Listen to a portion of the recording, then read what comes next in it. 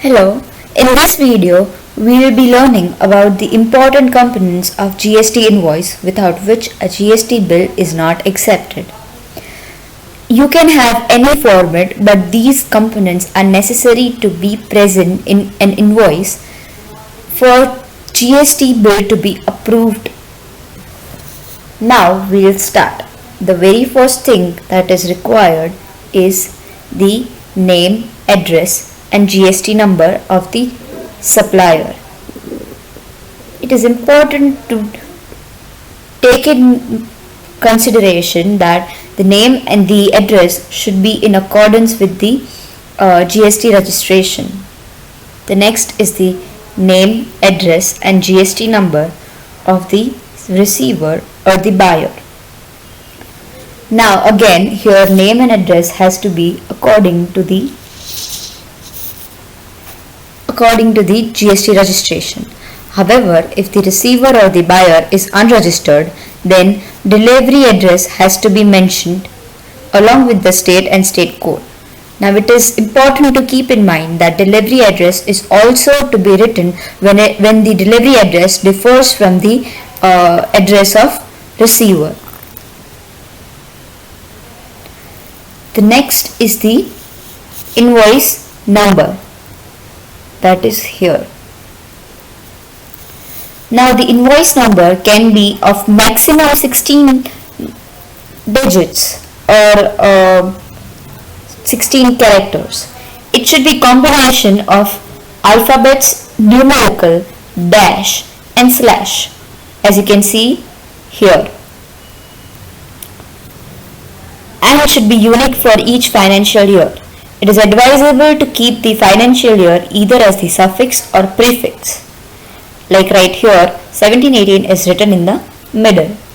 You can even use different series of invoice numbers for different types of transactions, like different for local transactions and different for export transactions.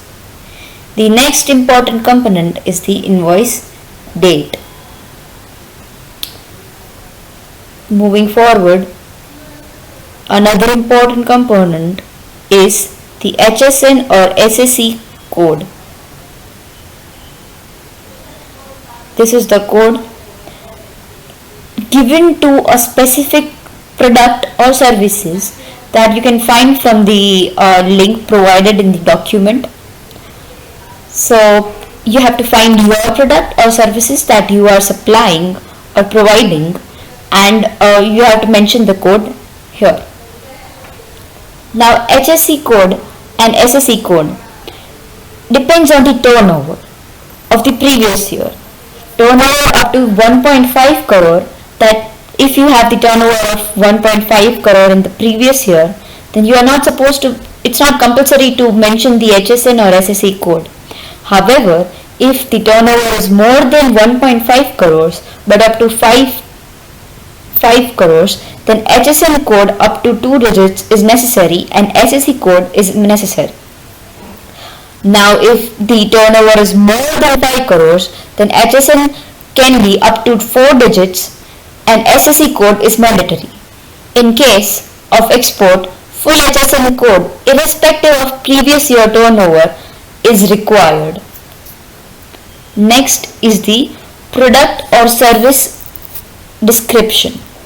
You have to write the product that you are providing or the service that you are providing.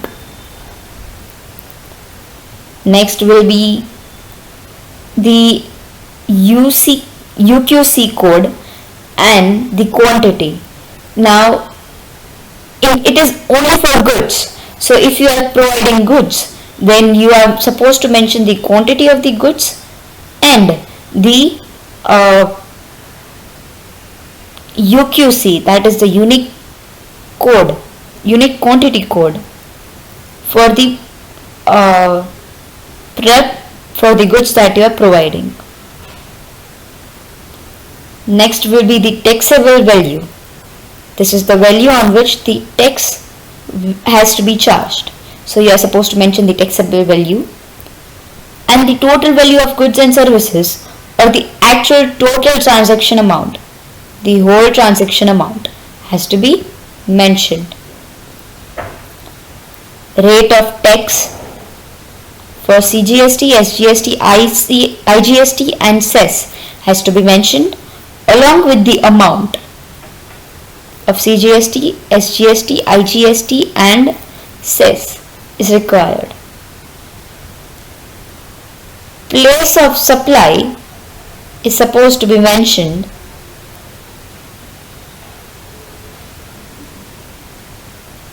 with state name and its code, and the yes and no for the reverse charge.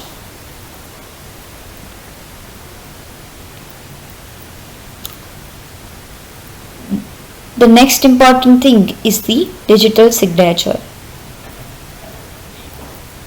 or a simple signature of the authorized person. These are the important components of a tax invoice for GST. Like we have an example here. In reverse charge they have mentioned no, invoice number is so and so, invoice date is mentioned here along with the state and its code, place of supply is Rajkot, name of the buyer is mentioned here along with its state code and the GST number. Now delivery of address must be different, so they have mentioned the delivery address along with its state and state code here.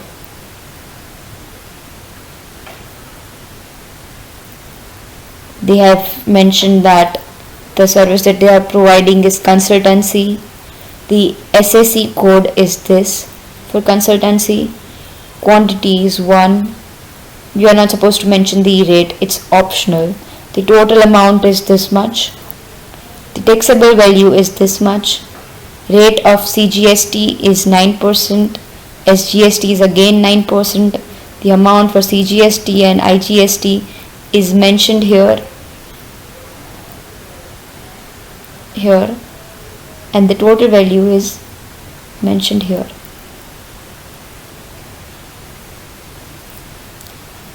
Then the signature has to be done here, and since the reverse charge is no, so there is no amount given here. So that is how you write an invoice for tax. And there are manner for issuing invoice. In case of goods, 3 copies has to be made of the invoice. One has to be original copy, second has to be the duplicate copy for transporter, third has to be triplicate copy for supplier. However, in case of services, only 2 copies has to be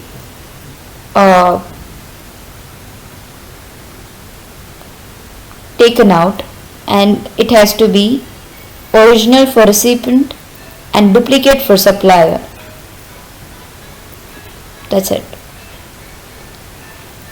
Now there is only slight difference between the tax invoice and the export invoice. So in export invoice, the difference is you're supposed to mention the supplier's name, address and GST number according to the GST registration as we mentioned before. Here you'll be writing export invoice and you will be adding a phrase supply meant for export under bond or letter of undertaking without payment of indicated tax, or supply meant for import or supply to seize unit or cess developer for authorized operations on payment of integrated tax has to be mentioned.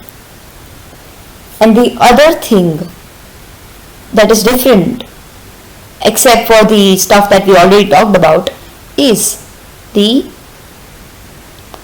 country's name, the country where you are exporting to, that is here.